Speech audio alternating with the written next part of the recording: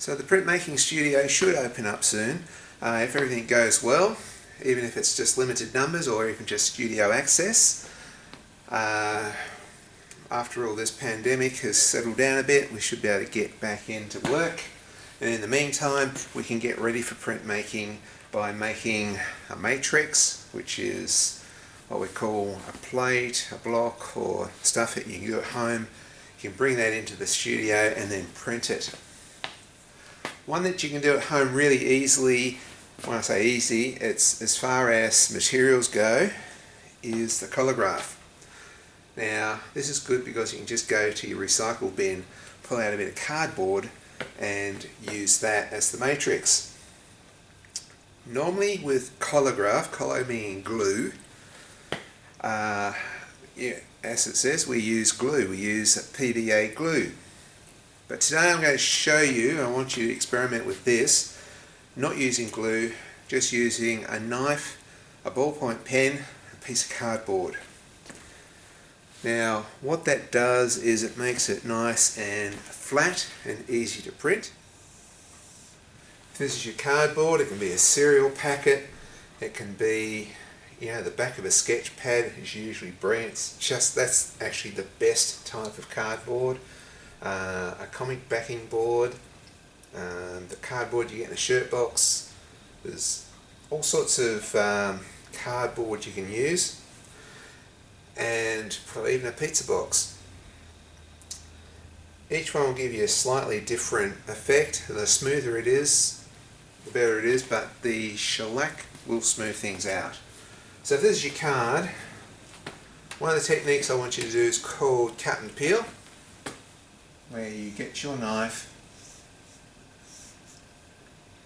cut like that, then you move your knife this way,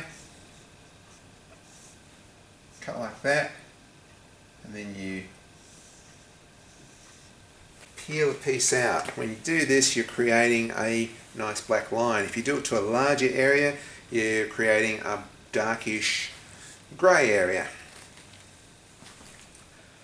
The other technique is the ballpoint pen.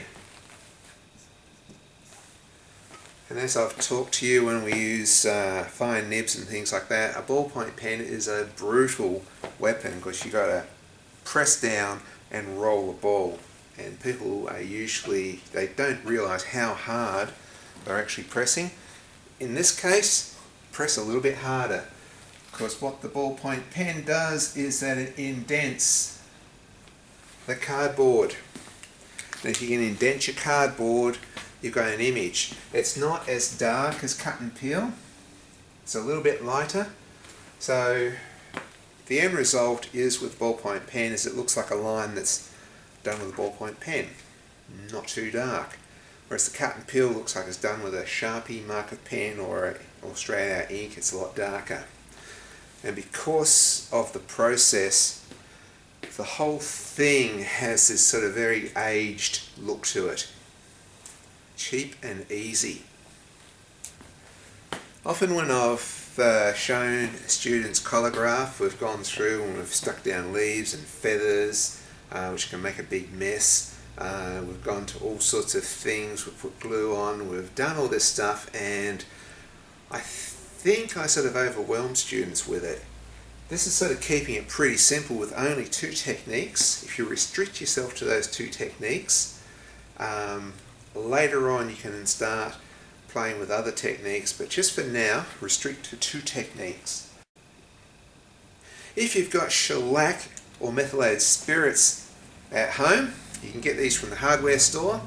You can mix them together and coat your plate.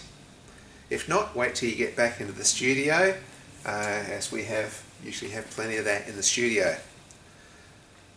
The mixture I'm painting this one with has got just the tiniest touch of Indian ink in, because I also use this for etching. Okay, so I'm going to show you the next process of when you do get back in the studio of printing it, so you know what it looks like. So let's go print this thing.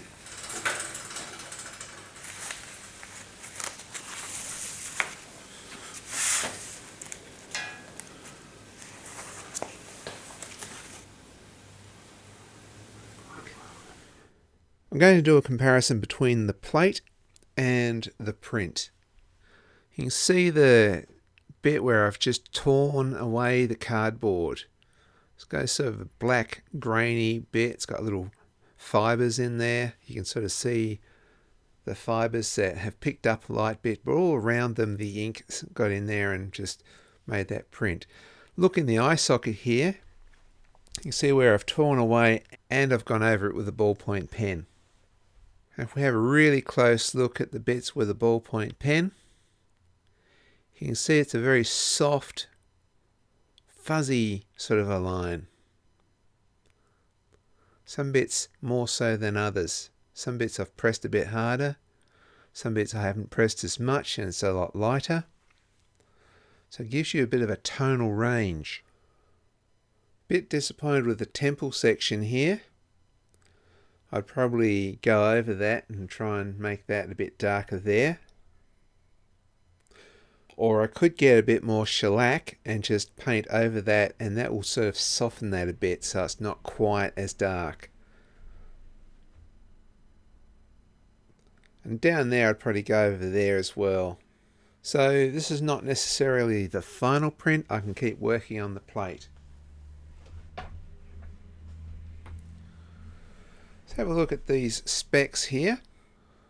So those little specks of dust in the shellac that have attached themselves there, completely random, and that's kind of what gives it that sort of aged look.